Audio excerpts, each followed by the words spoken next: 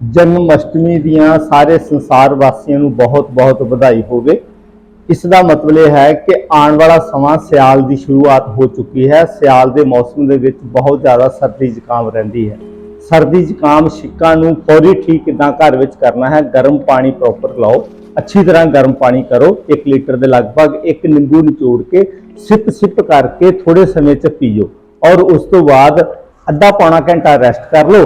फिर दसो कित्थे गई छिक्कां, कित्थे गया जुकाम, बिल्कुल ठीक हो जाए।